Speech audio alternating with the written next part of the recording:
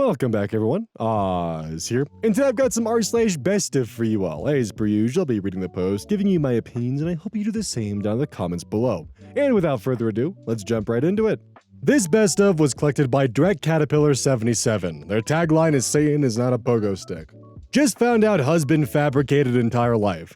Can I get an annulment, and how do I get him out? The original poster is PopRocks241.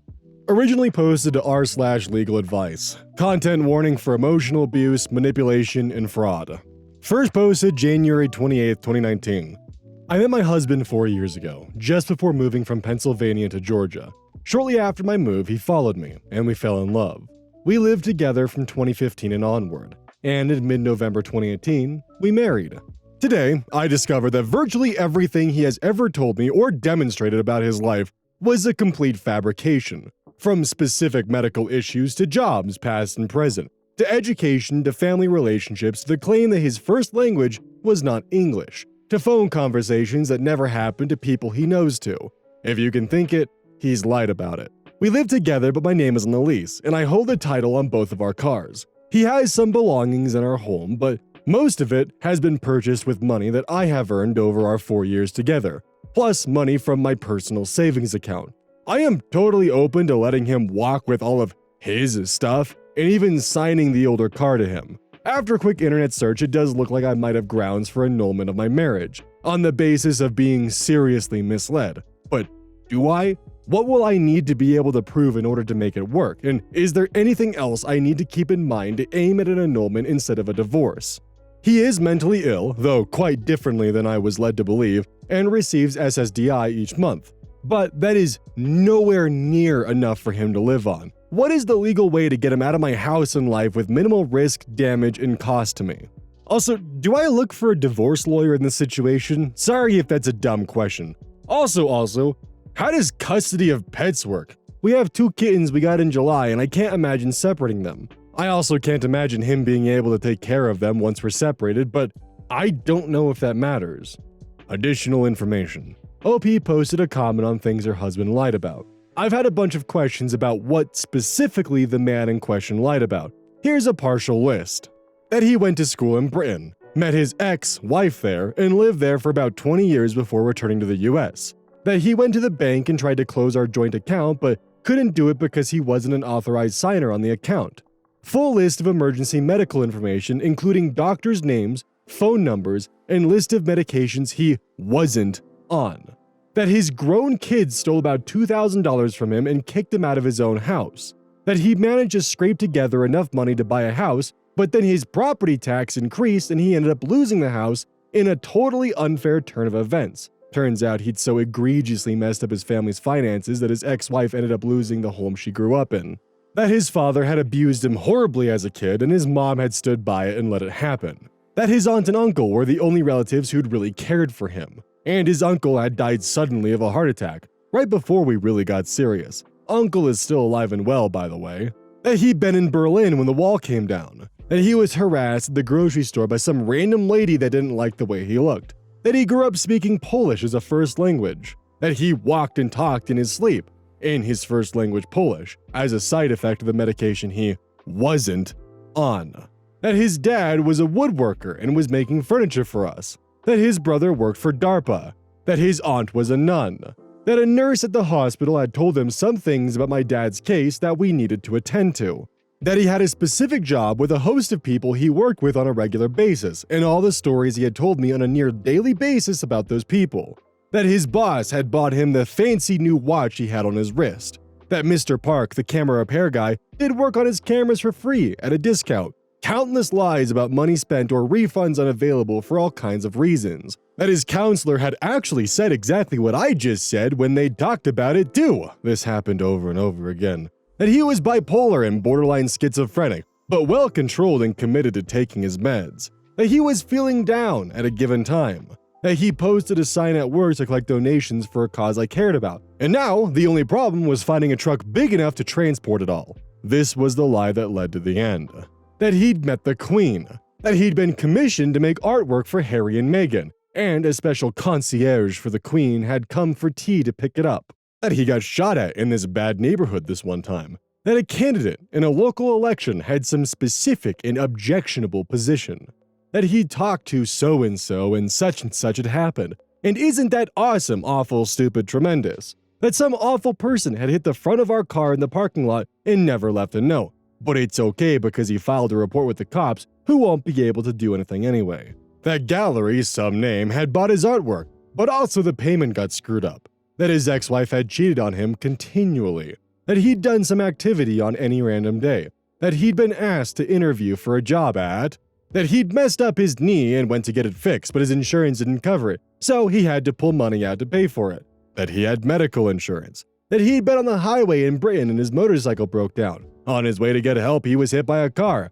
and that's how his leg got messed up, that he'd looked for places to live after I was moving out, but he couldn't find anything, so he needed to stay with me to avoid homelessness, that he needed our cats to keep him in a good mental space, see above mental illness lies, that he'd actually broken a rib in that car accident we just had, but don't worry, he'd be okay, that some FBI agents had interviewed him because Trump, that he had money pending with some lawsuits in Pennsylvania, but also, who knows if or when that will appear because, wouldn't you know it, but the entire law firm had been busted for I forget what, that he'd divorced his wife many years before he met me, that he loved me. Update February 16th, 2020, 1 year later. Update just found out husband fabricated his entire life.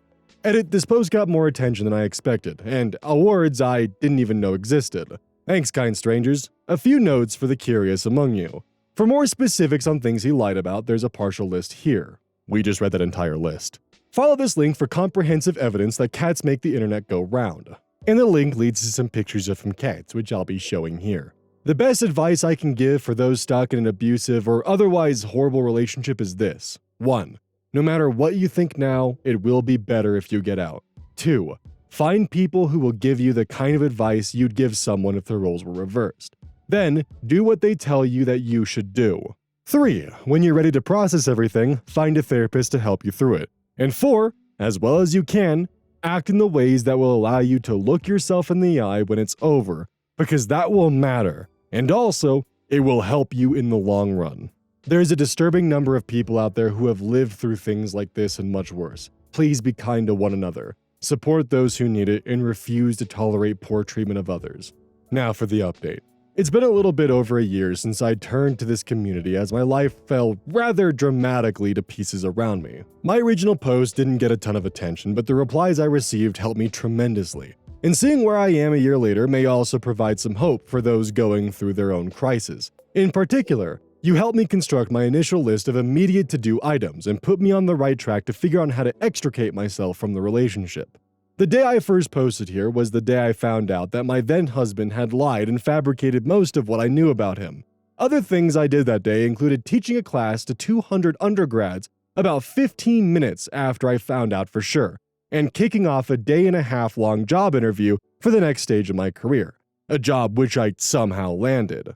What unfolded over the following 3 months can really only be described as living my way through my own version of a Lifetime movie. At some point, I moved into an extended stay hotel, and as time passed, I learned about the depths and breadths of those lies and deceit that he'd used to both control me and get what he wanted, and the lengths he'd go to try and get his grip back on what he'd successfully manipulated his way through for about 4 years. What I know now, and what I'm kind of glad I didn't really know then, was that I wasn't actually as safe with him as I thought I was, so I'm thankful I managed to get out with only psychological, emotional, and financial burden, and no physical trauma.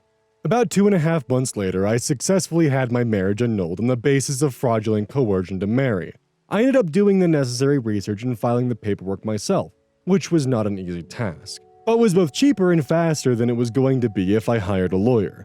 A few weeks after the annulment, I moved my belongings out of our apartment and moved to a new city and my new job. Without him, but with the kittens. As of late June, I finally had him convinced that contacting me was pointless because he wasn't getting me back. And so I've been largely free to recover from the trauma and crisis mode I lived in for about 3 months. One of the things I've learned from all of this is how incredibly difficult it is to get out of a relationship in a situation like this. Besides the obvious difficulty of navigating the legal system and the cost associated with it, There's the cognitive dissonance of constantly trying to remember to relate to that other person in light of the new information you found out about them. It really and truly took every life skill and tremendous support of my family and friends network to get out in, more or less, one piece. And even still, the road to recovery and a return to thriving is a long one. So thanks to those who helped me back on that terrible day in January 2019. And if you know someone who's going through something like this, please offer whatever you can in support because they definitely need it. OP on how all the lies unraveled. His lies and fabrications started before we met, and were on a rather large scale. Ultimately, things fell apart because he made too many promises he couldn't keep. I had questions in the past, but managed to move past them. This time, it was just too much, and I asked him for the evidence. I felt absolutely terrible, but I wanted a picture of something, just to allay my fears. He provided the picture, but there was a small element that didn't quite fit. Again, feeling like a terrible person, I did a reverse image search and discovered it wasn't his picture. This led to more lies, as he quickly fabricated new layers to make the things I'd found out more palatable. But he took a route that meant there were more questions about what was true and what he'd imagined. That led to me pulling some threads in an attempt to help him put some pieces together, I know, right? In the process, I reached out to some people who were supposedly part of his life, and everything began to tumble in on itself. After a few days, I had a more complete story, and that was it. Except, it took quite a while to consistently remember that he was not the person I thought he was. All told, I think it took about 6 months to totally come to terms with it. And even now, there are occasional moments when I have to explicitly remind myself that he's not actually person A, but is actually Sir Turdface the Undesirable. OP actually gives some really good advice in the story that I've been trying to put together in a way that makes sense, is that when you're in a situation like this, sometimes it's not as easy as some people might make it seem just to simply drop everything and leave someone. There's a lot of strings attached and you know you're in a bad situation, but sometimes it can be difficult to mentally separate yourself and get yourself out of that, and this is a perfect example of that. A few episodes ago when we had someone blaming OP because they were quote-unquote turning a blind eye to their partner's, well, drug-fueled spiral as we came to learn, I was pretty disappointed that people were so quick to blame them for not just simply walking away in that exact moment. And in that story, OP had been with their partner for almost a decade. I think it was 16 years, so more than a decade. In this story, it was 4 years. And they talked about how difficult it was and how long it took them to make that separation and actually move on in life. And also, what OP said about being able to look yourself in the mirror is something I can very much relate to. It took me... It was October of 2021 when I could no longer look myself in the mirror, and it wasn't until probably April or May of 2023 that I was able to actually recognize the person in the reflection. It took a long time for me to become comfortable with who I was as a person after everything that had happened. Direct Caterpillar has collected this update for us. Their tagline is "Satan is not a pogo stick." My supervisor met with my boyfriend and now she wants an HR meeting. The original OP is "I'm drinking apple juice." Posted September 11th, 2024. There is a content warning for shaming a worker. I, 24 female, am a high school science teacher. My boyfriend, 25 male, is an OnlyFans model. This is important. Today after school, he helped me carry in some stuff for a lab I'll be doing with my kids. When he arrived, the principal, I'll call her Jan, was outside for dismissal and was able to meet him. While he was helping me set everything up in my classroom, Jan came in and asked if they had ever met since he looked familiar. My boyfriend said he didn't think so, and that was that. When we finished, I gave him a tour of the school that ended at the office. Jan was still there and greeted us again before a look of what I can only describe as fear came across her face. She quickly excused herself and we were left alone and confused. My boyfriend asked if maybe she recognized him from his OnlyFans page. I said, surely not, since she's a middle-aged woman who barely knows how to use her phone. He let me live in denial until I got a text from her as we were cooking dinner. She said this: "Good evening, Opie. I'd like to have a meeting with you and HR person from HR tomorrow morning. Please be in my office at 7 a.m. So now I'm almost certain that my boyfriend was right and she does know him from his page. He keeps trying to reassure me that it's not about that, but I can see in his eyes that he's at least a little proud of himself. I've kicked him out to go buy me some more stress snacks. My friends are busy and my family doesn't know he's an OnlyFans model, so I don't know who else to turn to. Maybe y'all have advice for me? I want to crawl out of my skin. Relevant comments. Dingo that ate your baby. That would be a ridiculous reason to get fired. I would recommend recording if you're in a one-party consent state for recording. She can't fire you because she's a naughty girl. OP responds with, at the beginning of the year, one of my coworkers told me that another teacher got fired for wearing a skirt above her knees, so I don't know. I'm just freaked out, I guess. Solomon's Marbles. Please say your union, call your rep, don't admit or agree to anything. In fact, say as little as possible. If it's about his OnlyFans page, you're about to get paid. But there's a flip side. You said he helped you carry things in. Are you supposed to have visitors sign in? Did he? OP responds, yeah, I asked for her permission a day in advance and had him sign in the front office. They gave him a sticker badge. Update, September 12th, 2024.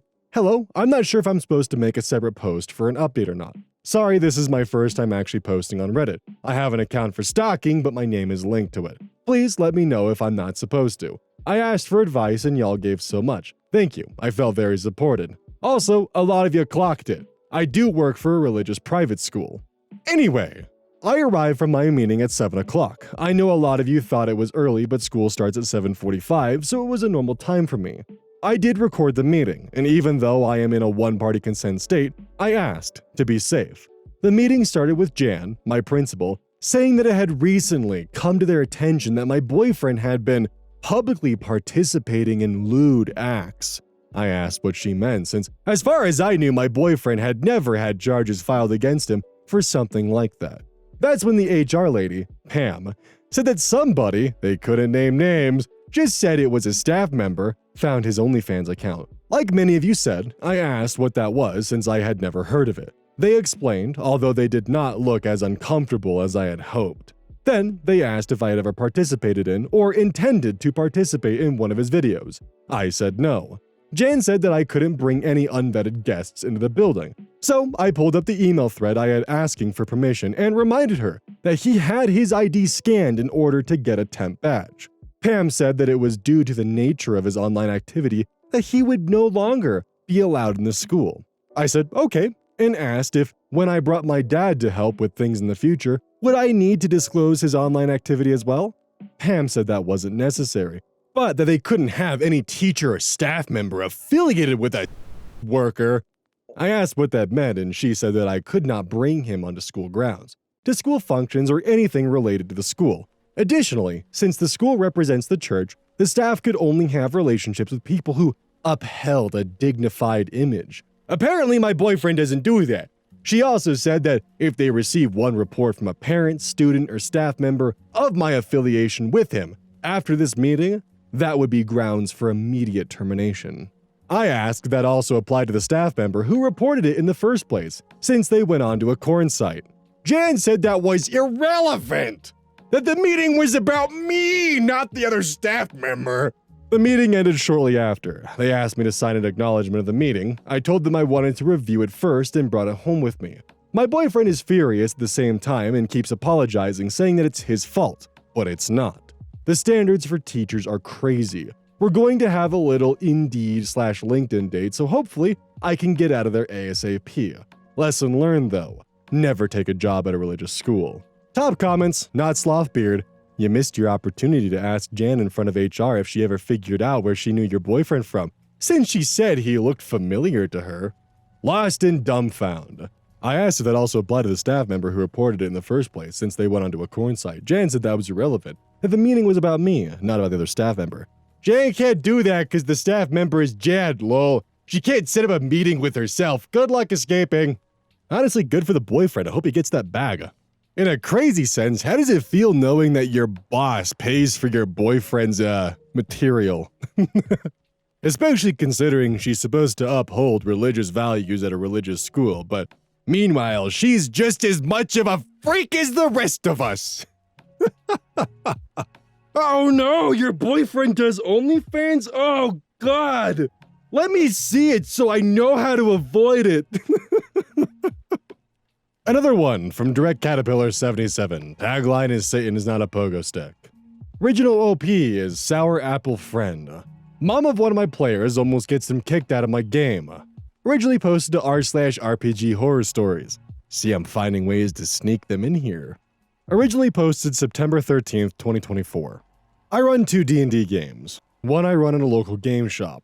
It is family friendly and I welcome anyone who can behave and take a shower. Second game is run at my house with me and my 4 oldest friends. We get drunk and screw around in the campaign. It's a campaign we've been running since 5e first came out and is still very much built around our terrible humor. Very, not public play space friendly. New player is a nice 9-year-old kid named Simon. He loves playing in my public game and found out I run another game. Asked if he could join and I told him it wasn't really open to new players. He was cool about it. Simon is a good kid. Simon's mom found out later when she picked him up and tried to force him into my other game. I had to get the owner to help me calm her down and get her to leave. Simon was in tears, apologizing. I felt so bad for him. Owner told mom if she ever set foot in the store again, he'd ban her and Simon from the store and get the police involved if he had to. She left in a hurry and almost T-boned a car in her rush to leave. Simon's dad drops him off now. He came to me and the owner and begged our forgiveness. Turns out mom wanted Simon in my game as a form of babysitting so she could go out and party with her other terrible mom friends. We told him as long as it's him dropping Simon off, there won't be any issues. He's a good kid, and I'd hate to lose our monk. Too long didn't read, I run 2 games. One is kid-friendly, the other one is private at my home. Kid wanted in a private game. I said no. Mom got mad and ruined everyone's day because she's a bad person. Edit, thanks for indulging my drama sharing. Love the hobby, Simon's a great little dude. His dad is a great big dude. Glad to have met them. Thanks everyone for letting me spam replies and shoot the breeze. You're all great. Update, September 17th, 2024. Hey everyone, it's been pure chaos the last few days, but after everyone was so nice, I'd figured I'd let you guys know what's happened since. It's mostly good news and should put some minds at ease. I ran into Simon's dad and his sister Anna at the store and they invited me out to lunch to chat. Simon's doing pretty well, all things considered. Dad says he and the mom were already most of the way through the divorce process, but he and his almost ex-wife agreed to keep it quiet until they had finalized some agreements. Mom showed her ass yet again and basically admitted she didn't want Simon very often and negotiated for some money in exchange for giving full custody to Dad with a few holiday visitations, if she can make it. She's moving a few states away to live with some of her friends from college. He doubts they'll see her more than once a year, if that. He said it went as well as he could have hoped. He's just glad it's almost over.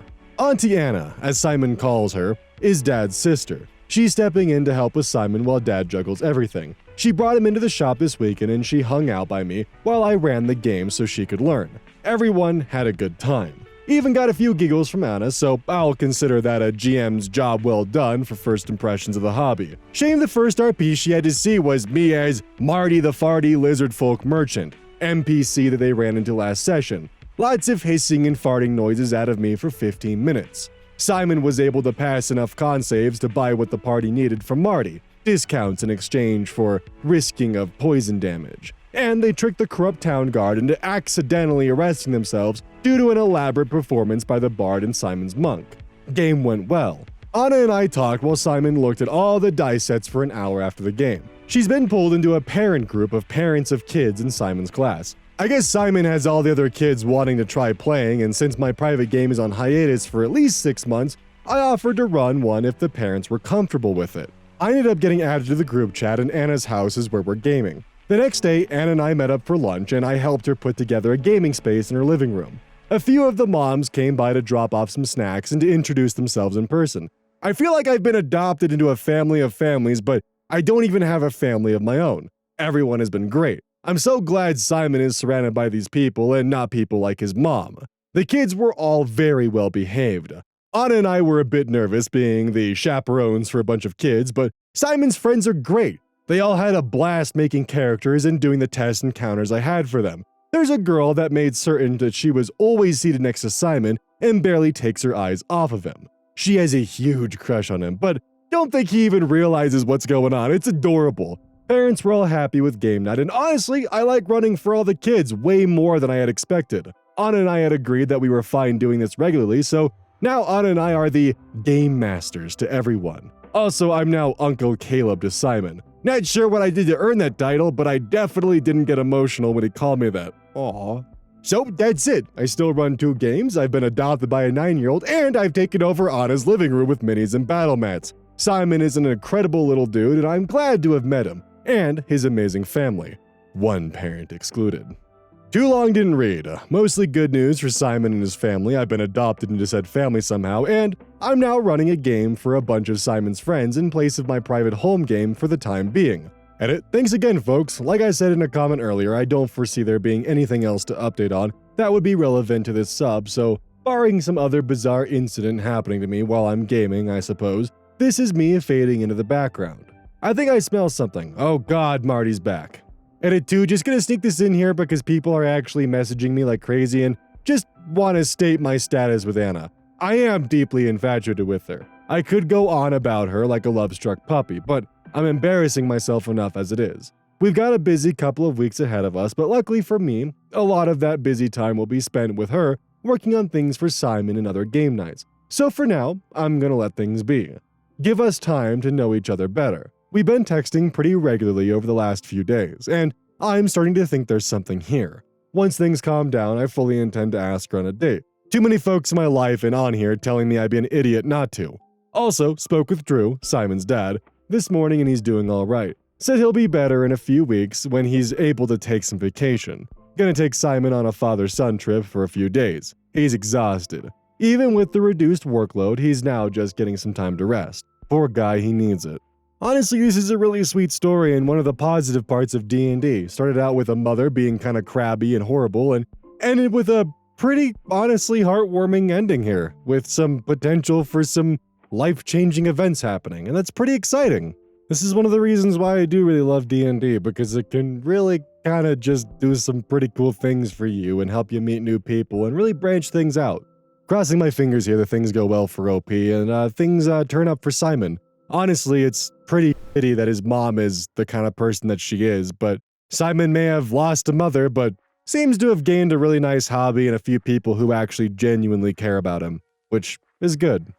Hey, welcome to the outro. Don't forget this whole thing is basically brought to you by GamerSupps. If you like caffeine, then I can't recommend GamerSupps enough. Use code Oz at checkout to support the channel. And I do actually use this product. It's replaced all other sources of caffeine for me because I feel good. It doesn't have any of that extra stuff that a pre-workout blend might have. It's with a couple of the extra things to make it so you don't crash as hard. It's good. I like it. Personally, if you really want a good flavor, try the Soda Pressing Pear or even the Dragon Fruit Punch. Those two are my personal favorites right now.